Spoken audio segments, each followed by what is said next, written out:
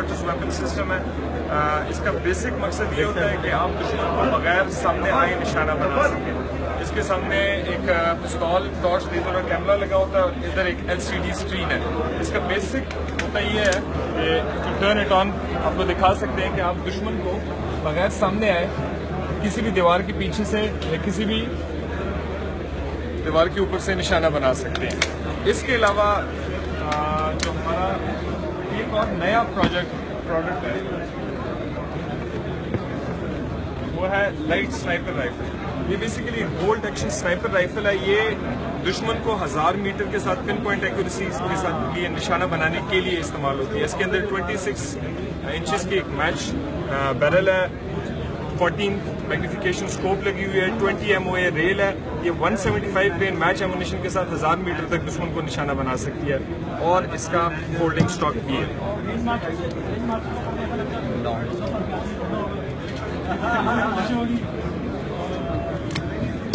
इसके अलावा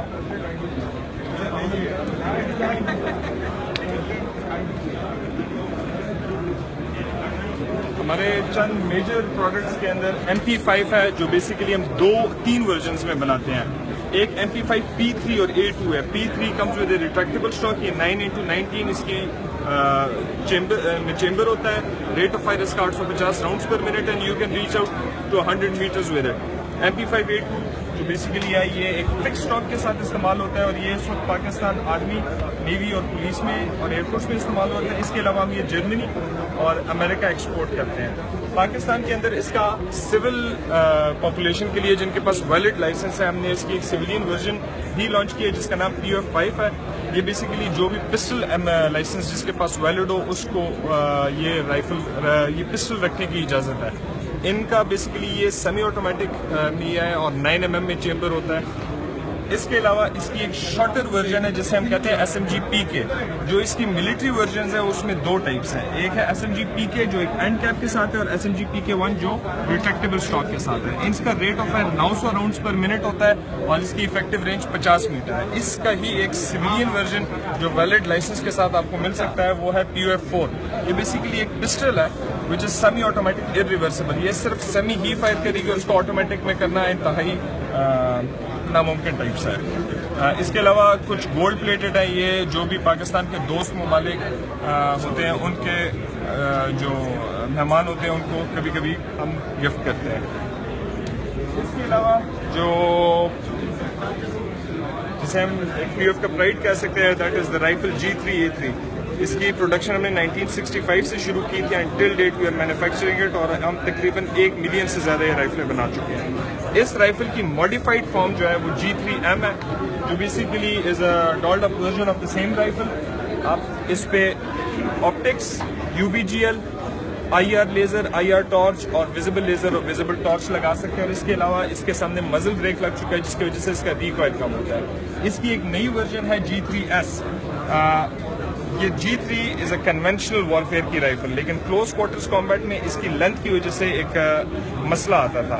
उस मसले को ख़त्म करने के लिए ज़्यादातर लोगों ने क्लोज क्वार्टर्स वेपन के रेंज के वेपन यूज़ करना शुरू कर दिए तो दुश्मन उनको दूर से निशाना बनाना शुरू करते हैं। हमें एक राइफल चाहिए थी जो क्लोज क्वार्टर्स में भी काम करे और जो दूर तक एटलीस्ट 400 to 600 मीटर्स तक दुश्मन को निशाना बना सके। उसके लिए हमने G3S डेवलप की है। ये बेसिकली इट कम्स विद 300 और 350 mm barrel length depending on the requirement. आप इस पर ऑप्टिक्स रख सकते हैं। It is small enough to be use. नज़दीक की लड़ाई में आप इसे इस्तेमाल कर सकते हैं क्योंकि इसका साइज छोटा है, लेकिन अगर आप चाहें तो आप इसको 400 मीटर तक आयरन साइट के साथ और अगर 600 मीटर तक जाना होता है तो आप टेलीस्कोपिक साइट के साथ इस्तेमाल कर सकते हैं। इसके अलावा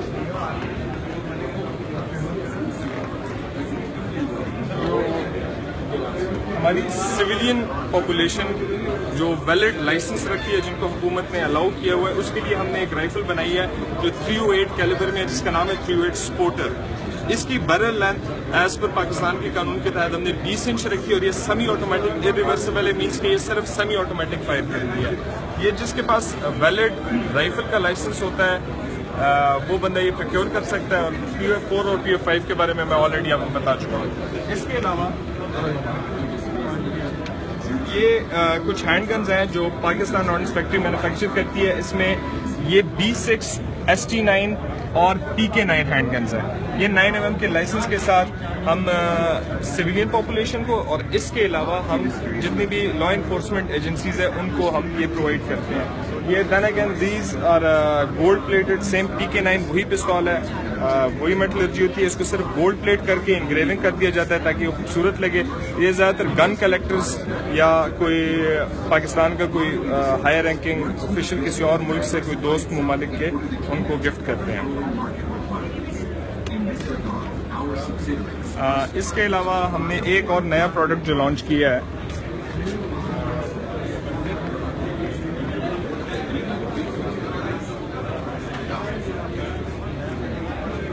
थोड़ा रश है वो मैं आपको इसके बाद दिखाता हूँ। हम आ जाते हैं मिलिट्री इक्विपमेंट। मोटर्स बेसिकली दुश्मन को एक हाई एंगल से निशाना बनाने के लिए इस्तेमाल होते हैं। मिसाल के तौर पे जहाँ LOC की टेरेन है, पहाड़ है, वहाँ से आप डायरेक्ट फायर नहीं कर सकते।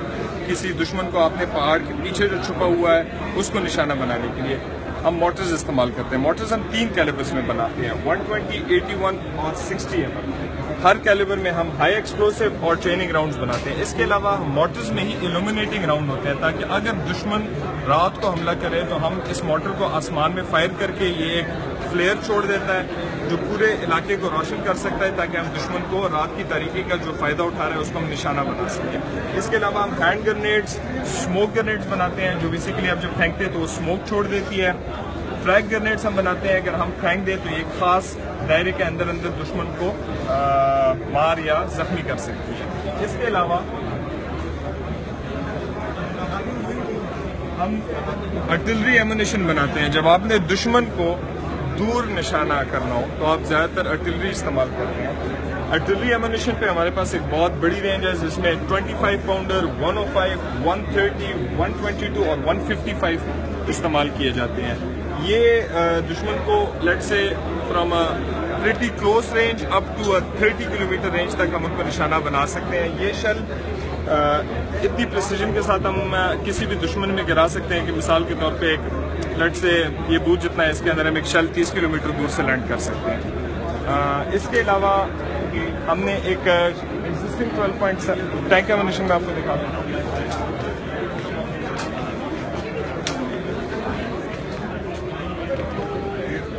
अच्छा, टैंक एमुनेशन पाकिस्तान के अंदर कुछ और इदारे मिसाल के तौर पे HIT, अल खालिद और ज़राअत टैंक बना रहे हैं, उनका एमुनेशन पाकिस्तान आर्म्स फैक्ट्रीज बना रहा है।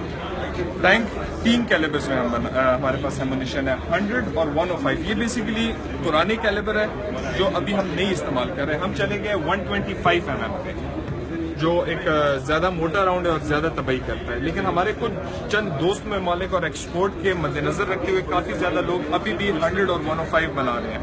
तो जो दोस्त ममालिक हैं उनको हम अभी भी 100 और 105 की सेल करते हैं और जब उनकी रिक्वायरमेंट हो 125 भी सेल करते हैं। टैंक के हर कैलिबर के एमुनेशन में हम 2 किस्म के एमुनेशन बनाते हैं। एक बनाते हैं हाई एक्सप्लोसिव और एक ये जो नोकीली सी चीज़ आप देख रहे हैं ये है APFS-DS राउंड। ये बेसिकली जो नोकीली सी चीज़ है ये टंगस्टन कार्बाइड का पेनिट्रेटर होता है जो एक बहुत हैवी किस्म का मेटल है। ये फायर किया जाता है और ये बेसिकली एक बहुत हाई वेलोसिटी पे जाके इसमें अंदर एक्सप्लोसिव या कोई ऐसी चीज़ नहीं होती, लेकिन चूंकि इसकी वेलोसिटी बहुत होती है और ये बहुत डेंस पेनिट्रेटर है, ये प्रीटी मच टैंक को किसी भी किस्म की टैंक या आर्मर पोजीशन को तबाह कर देता है। इट कैन प्रीटी मच एक टैंक के अंदर से गुजर सकता है। ये इतना तबाही वाली चीज़ है। इसके अलावा हम 12.7 दुशका मशीन गन बनाते हैं और इसका एमुनेशन भी बनाते हैं।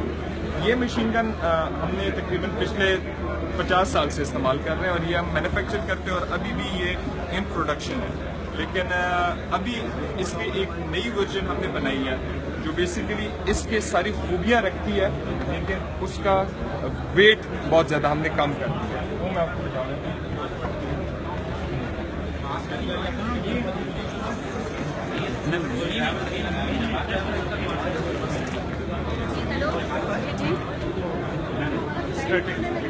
अच्छा, ये बेसिकली सेम वही काम करता है।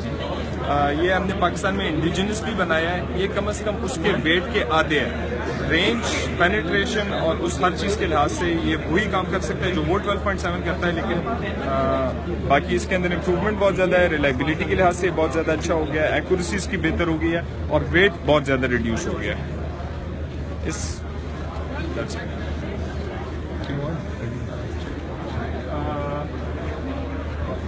इसके अलावा हमारे काफ़ी ज़्यादा कमर्शियल एक्सप्लोसिव्स और कमर्शियल केमिकल्स की सेल्स हम करते हैं। बेसिकली कमर्शियल केमिकल्स बहुत ज़्यादा इस किस्म के केमिकल्स होते हैं जो पाकिस्तान की मुख्तलिफ इंडस्ट्रीज़ के अंदर इस्तेमाल होते हैं। मिसाल के तौर पे डिफरेंट इंडस्ट्रीज़, कोई साबुन बनाने का या कपड़े का कारखाना या कोई भी केमिकल इंडस्ट्री, वहाँ उनको ये basic as a chemical raw material चाहिए। ये भी पाकिस्तान ऑरेंज फैक्ट्री मैन्युफैक्चर करता है। इसके अलावा आप जितनी सिविल कंस्ट्रक्शन कर रहे हैं, मिसाल के तौर पे आपका संदक का प्रोजेक्ट है या बलूचिस्तान में आपके या चित्राल में आपके टनल्स बन रहे हैं, वहाँ आपको एक्सप्लोसिव चाहिए होता है, लेकिन वो एक्सप्लोसिव बेसिकली कमर्शियल एक्सप्लोसिव होता है। तो कमर्शियल एक्सप्लोसिव पाकिस्तान के अंदर जहाँ जहाँ रिक्वायरमेंट है वो पाकिस्तान ऑरेंज फैक्ट्रीज मैन्युफैक्चर करते हैं।